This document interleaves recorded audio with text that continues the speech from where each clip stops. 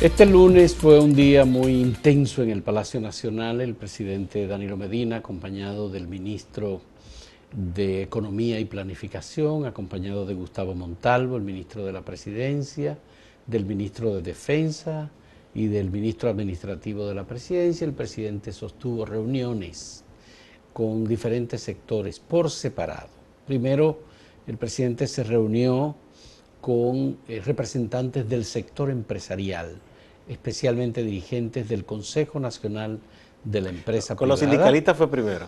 Primero fue con Sí, los sindicalistas primero. Sí. Se reunió con los sindicalistas, se reunió con los miembros, unos cuantos, no todos, pero representantes de la Conferencia del Episcopado Dominicano, se reunió con los pastores evangélicos del CODUE y de otras denominaciones que representan a los cristianos evangélicos de la República Dominicana.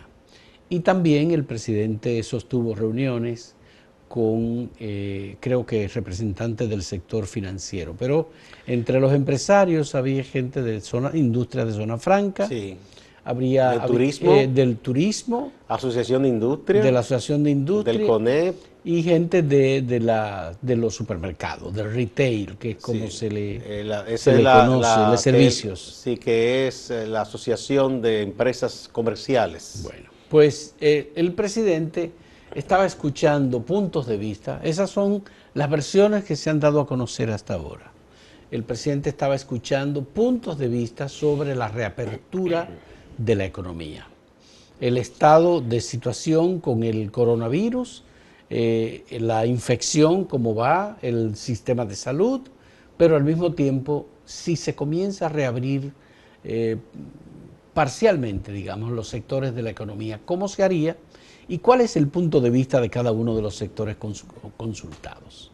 Se va a hacer el próximo jueves otra reunión dentro de 2 días para volver a discutir y allí se van a llevar algunos resultados.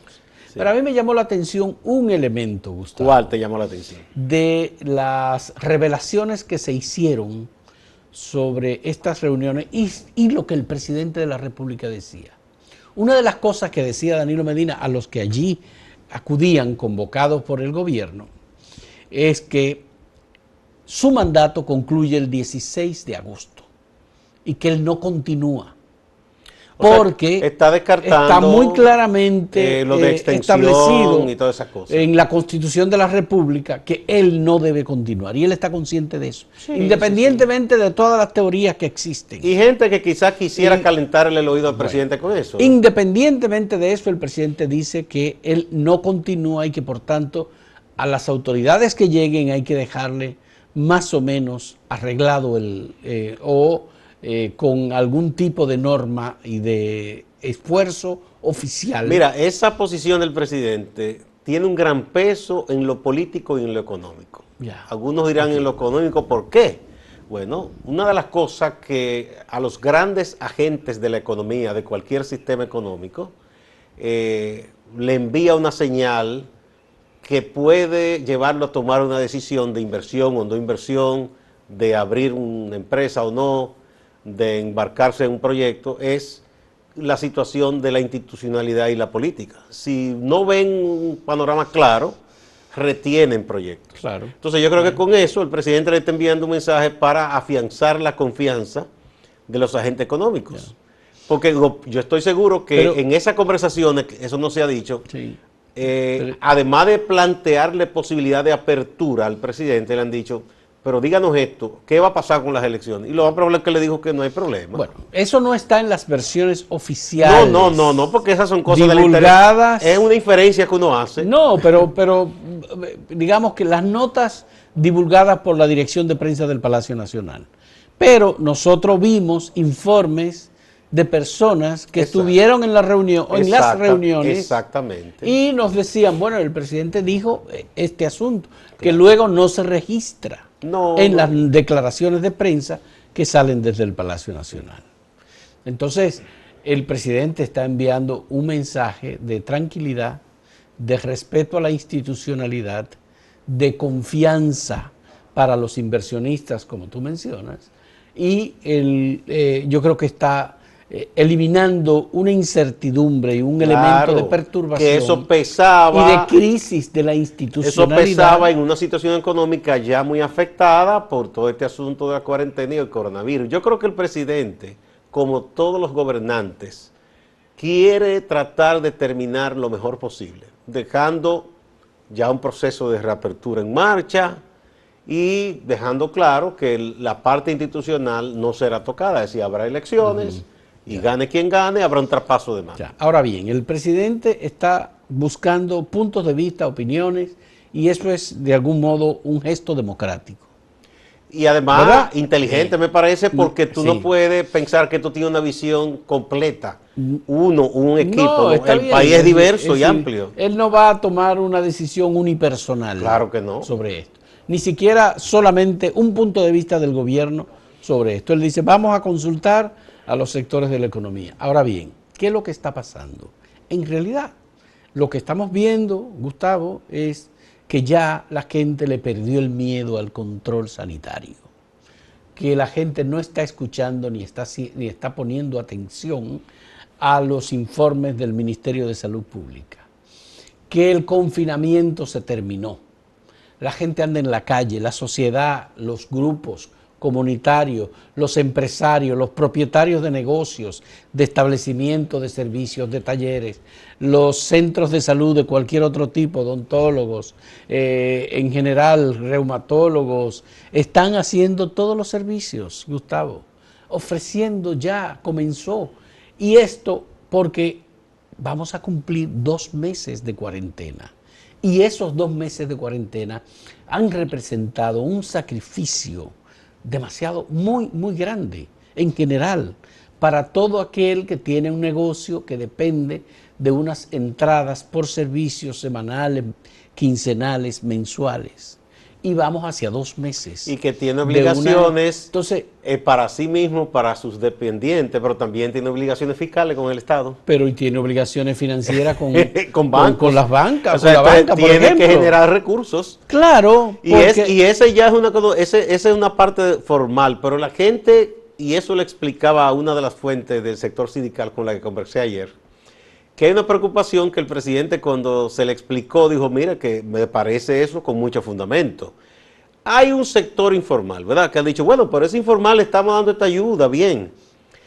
Incluso a ese que se le permita más o menos operar, digamos un pequeño colmado, ¿verdad? Ok, no me venda bebidas, no reúna mucha gente, pero puede vender comida, enviar a los muchachos las motos, lo que llaman delivery, ¿verdad? Pero ese, ¿de quién depende? Depende de aquel que tiene unos ingresos más o menos fijos, que le puede coger un fiado y después pagarle. Entonces, si el lugar donde ese otro trabaja está cerrado, eso está deteniendo la economía. Entonces, esas cosas el presidente las entendió muy bien y hubo esa conversación muy fluida. Ya.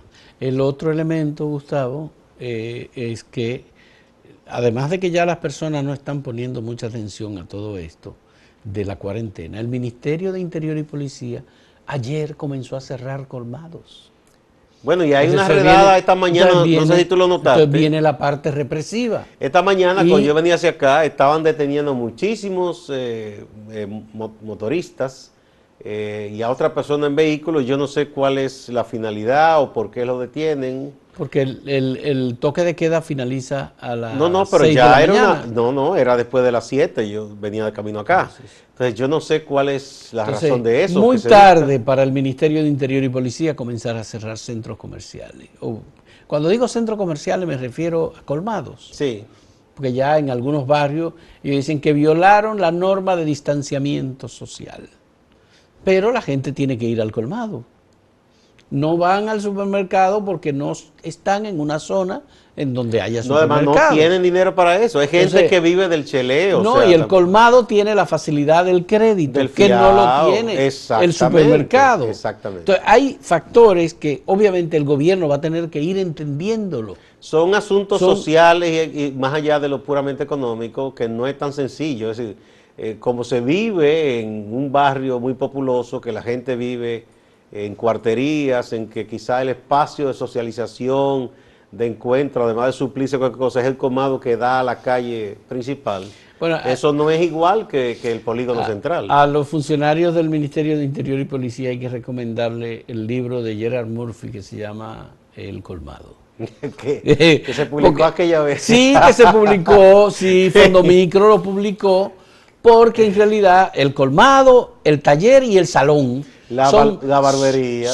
Son tres negocios fundamentales en el barrio de socialización que tienen un entroncamiento, un amarre muy fuerte con la antropología social y económica y que explican muchas de las conductas que se dan en el barrio. Sí. Entonces, esto nos hace falta que nuestras autoridades entiendan el fenómeno del colmado y no comiencen a cerrar centros. Sí, hay muchas cosas que hay que entender. Que además la mayor parte de los colmados lo que tienen es una puerta abierta.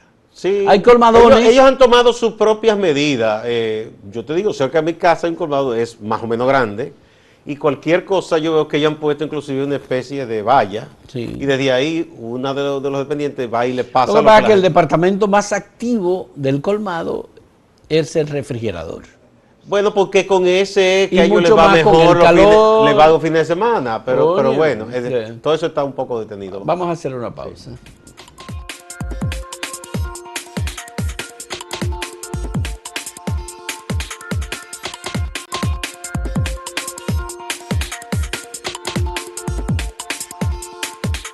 Entonces, y antes de las reuniones de ayer del presidente con diversos sectores, ya habían unas señales que se habían enviado que despejaban en gran medida la indecisión que hubo tiempo atrás sobre la fecha 5 de julio para las elecciones. Yo creo que se afianza ya la seguridad de que esos comicios se van a llevar a cabo. Previa a estas reuniones de ayer, el presidente de la Junta, Julio César Castaños Guzmán, dijo que iban sí o sí las elecciones. Incluso lo que se esperaba que no fuera tan fácil de llevar a cabo, que son las votaciones en las diversas diásporas dominicanas, sobre todo en Estados Unidos, porque ese país estaba cerrado y por disposición expresa del gobierno federal se habían prohibido las elecciones a comunidades extranjeras en territorio norteamericano. Pero ya el 15 ahora, el viernes, se reabre Nueva York, donde reside la mayor diáspora dominicana. Vamos a ver, y hay diligencias encaminadas con legisladores de origen dominicano en Estados Unidos, como Adriano Espaillá, para que se trate de buscar la autorización para que los dominicanos y dominicanas residentes en Estados Unidos puedan votar en su lugar de residencia, pero por los candidatos de República Dominicana. Bueno, ayer tuvimos una entrevista con Orlando Jorge Mera, el representante del Partido Revolucionario Moderno ante la Junta Central Electoral, delegado, y él decía que los diálogos que existen ya de los partidos políticos, de la propia Junta Central Electoral, con autoridades de Estados Unidos, más las gestiones de Adriano Espaillá, indican muy claramente que también el voto en el exterior, que es donde hay más dudas, tanto en España como en Estados Unidos y otros lugares en donde están los dominicanos, va a haber un proceso de voto de esos ciudadanos dominicanos. Tomando en cuenta las normas que se establezcan, en España se ha establecido lo que ellos llaman una desescalada, que es como, bueno, ir descendiendo poco a poco, liberalizando sectores por edades, por grupos, por regiones, y eso, bueno, pues en la medida en que vayan pasando los días, van cada vez más fluyendo la normalización, entre comillas, de actividades. Ellos ya hablan de una nueva normalidad en España. Sí, así es, una nueva normalidad. Entonces, Orlando Jorge Mera nos decía, bueno, pues lo que hemos visto y lo que estamos viendo es que ya la recomendación a nivel general en todo el mundo es el retorno a las actividades, tomando en cuenta que la peor parte de la crisis ya pasó y que en el país ya incluso la Junta Central Electoral ha discutido con los partidos la toma de decisiones profilácticas, de distancia, de precaución, de protección del personal que sirva en los centros de votación, de mascarillas, de guantes, para las personas que acudan a votar. No se les ofrecerá todo, pero a una gran mayoría. La Junta está adquiriendo no es parte de esos materiales. No es que porque haya una reapertura gradual en la economía, no es porque se vayan a celebrar las elecciones, no es que ya no se tomarán ninguna de las previsiones para evitar la propagación del coronavirus, no. Por el contrario, yo creo que incluso se puede retomar con mayor rigor el protocolo de distanciamiento, de protección, porque habrá ya una exposición, pero consciente. No lo que ocurre ahora, que de manera espontánea y descuidada en muchos lugares la gente, por necesidad o por lo que fuera, ha salido a la calle. Ya, hay que decir que se trata de un mandato de la Constitución de la República y que tomar la decisión ha debido ser muy difícil de cambiar, pero la tomaron y finalmente todos los partidos lo han aceptado. Ocurrió en otros países también, en lo que ha pasado. En otros países ha ocurrido. En Polonia acaban de suspender las elecciones que debieron ser el pasado domingo. Y esas decisiones, obviamente, que se han estado produciendo, no está contemplado en la Constitución. En Polonia hay preocupación porque el gobierno actual, si lo dejan fácilmente, se autoproclama eterno. Bueno. Y, Gustavo, la otra cosa es que se han hecho también estudios de percepción de los ciudadanos si acudirían a votar, y hay un alto porcentaje. Ahí parece un anhelo de la gente de querer participar. Con disposición a votar. Y yo creo que es legítimo, es normal, es muy bueno que la gente tenga el interés de proteger también el sistema democrático y la alternancia en el poder. Mientras más personas está dispuesta a acudir a votar, por quien sea, por la razón que sea, eso legitima más cualquier sistema de gobierno. Ya. El sistema político dominicano tiene que preservarse. Cuando decimos tiene que preservarse, no estamos diciendo que sea el mejor sistema político. No, ni que es perfecto. No, tampoco. Somos críticos, tenemos muchos cuestionamientos. Aquí faltan muchas cosas para que esto sea una democracia de verdad. Pero no podemos reducir las libertades ni llegar a una situación de un gobierno de hecho que no tenga legitimidad y que carezca de la aprobación popular. Y yo creo que en el ánimo del propio presidente Medina no está eso. Ya. Por más que hubo gente que quiso tratar de que se fuera por esa vía, de una posible extensión, como para allanar un poco más el camino al candidato del PLD, yo creo que el presidente no está en eso. Bueno, Gustavo, ayer el presidente del Partido Revolucionario Moderno, José Ignacio Paliza, acompañado de 3 abogados, esos abogados encabezados por Jorge Luis Polanco, acudieron a la Fiscalía del Distrito Nacional a depositar una querella en contra de la empresa Tools Enterprise and Torrent, una compañía que licitó en numerosas ocasiones en el Servicio Nacional de Salud y en el Ministerio de Salud Pública para la venta de instrumentos y material utilizable en este periodo de pandemia.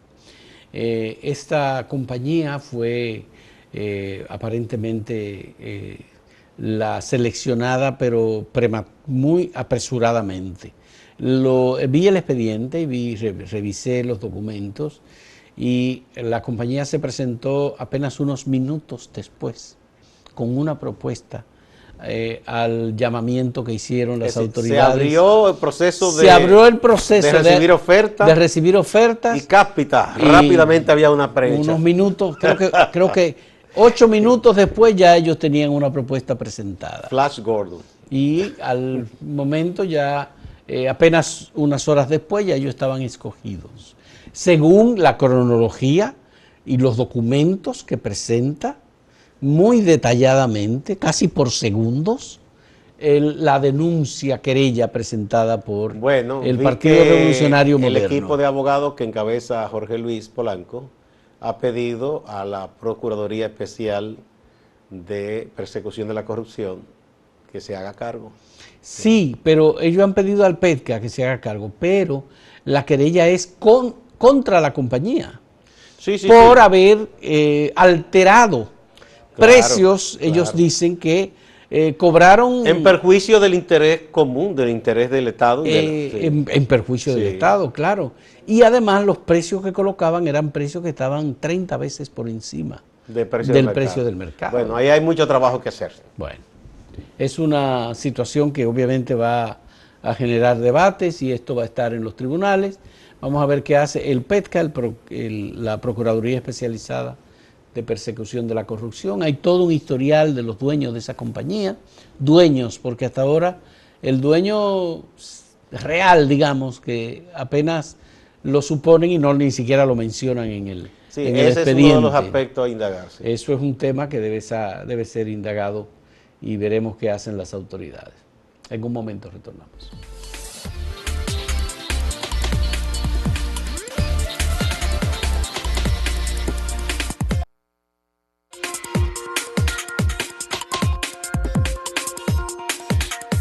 Bueno, pues muchas gracias por acompañarnos nuevamente. Sigue la atención sobre los casos de coronavirus en República Dominicana. Hay algunos análisis que ponen en evidencia las dudas sobre las estadísticas oficiales. Ayer publicamos un artículo de Juan Tomás Tavares Kellner, que es un colaborador de Acento, en donde él hace una referencia sumamente interesante, valiosísima y curiosa además, sobre las estadísticas que ofrece el Ministerio de Salud Pública en algunos casos de provincias, como el caso de Puerto Plata. Juan Tomás sabe mucho de estadística y de matemáticas. Muchísimo, ¿no? Entonces, él toma en cuenta, dice, la información oficial de los boletines de salud pública, de la cantidad de personas en Puerto Plata, admitida como con coronavirus, porque ya se le realizaron las pruebas PCR y se determinó que sí. Pero él dice, hay muchos otros casos que en definitiva no se hacen las pruebas, esas son personas contaminadas y no se incluyen en esas estadísticas. Por otro lado está el caso del uso de la ivermectina. El Centro Médico Burnigal acaba de decir que son 500, más de 500 los casos de personas atendidas y salvadas. A mí lo que me llama la atención es que las autoridades ni siquiera se han interesado, aparentemente, por decir, esto parece que va bien, vamos a ver qué hicieron bien, vamos a tratar de tomar estos casos, vamos a aprender. Ya. No sé, sí, como que no ha llamado la atención. Pero se supone que el ministerio debe estar trabajando de salud pública. Hay gente muriendo, acaba de morir un alcalde electo que se instaló el 24 de abril. Sí, mucha gente está muriendo, lamentablemente. Del Partido Revolucionario Moderno y fallecer por coronavirus. Bueno, vamos a escuchar lo que nos dice Máximo Laureano, nuestro compañero desde Santiago. Muchas gracias por la compañía. Gracias. Iniciamos con la policía, dando seguimiento al caso de Santiago Oeste. Nos referimos a la muerte de Saturnino de Jesús Plasencia Gómez, hombre de 50 años de edad que fue asesinado el pasado sábado en Cienfuegos.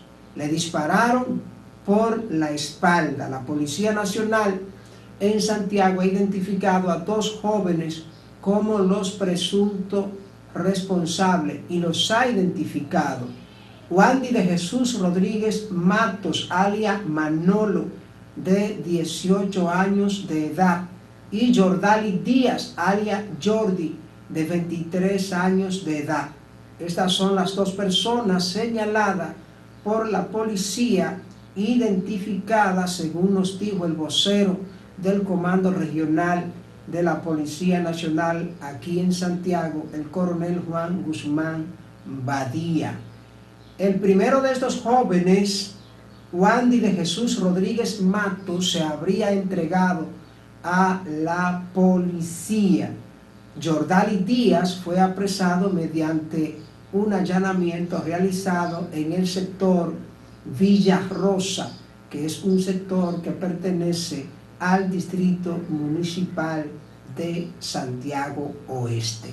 Este hecho ocurrió en medio de la disputa, del conflicto que tienen el Ayuntamiento de Santiago, que dirige Abel Martínez, y la Junta Distrital de Santiago Oeste, que dirige Eddie Baez. Y la gente ha vinculado un caso con otro, aunque las autoridades no han dicho nada al respecto. Están haciendo sus investigaciones. A propósito de Santiago Oeste, Hipólito Martínez, quien fuera candidato a la Junta Distrital por el Partido de la Liberación Dominicana, dice que el vertedero, la subestación de bomberos de Villarrosa y el matadero municipal deben ser administrados por la Junta Distrital de Santiago Oeste. Vamos a ver en qué parará la cosa, caballero, porque Abel Martínez, el Ayuntamiento de Santiago, no está pensando en dejarle la administración de estas propiedades a la Junta Distrital de Santiago Oeste. Pasemos a la política, y es que el PLD ha estado muy presente en Santiago. Este fin e inicio de semana estuvieron aquí. Por ejemplo, Gonzalo Castillo estuvo repartiendo mascarillas, estuvo repartiendo comida, estuvo dejando abierto un comando de campaña aquí en Santiago en una actividad que se hizo de forma virtual. Es decir, había personas en el local, pero poca persona. La mayoría estaban vía Zoom, con esa tecnología que se está utilizando ahora. Dice Julio César Valentín que el PLD no está en campaña, que el PLD más bien está en una cruzada contra el coronavirus. Sin embargo, mientras el senador de Santiago, Julio César Valentín Jiminián, decía esto en esa actividad, en el comando de campaña, por el sector donde residimos, estaban repartiendo comidas con afiche del candidato presidencial Gonzalo Castillo, que a propósito estuvo en una casa en el sector de La Joya, aquí en Santiago, una casa que sus residentes tienen totalmente abandonada o tenían totalmente abandonada. Ellos compran y venden botellas y tenían esto totalmente abandonado. Gonzalo Castillo ha prometido que le va a limpiar y que le va a reacondicionar la vivienda. Las clínicas en Santiago, sobre todo la Corominas, ha anunciado que inicia su programa de consultas, tomando en cuenta algunos protocolos para proteger la salud de los visitantes y de los pacientes. Seguimos pendientes de todo cuanto ocurre en esta parte del país. Sigan con Acento TV.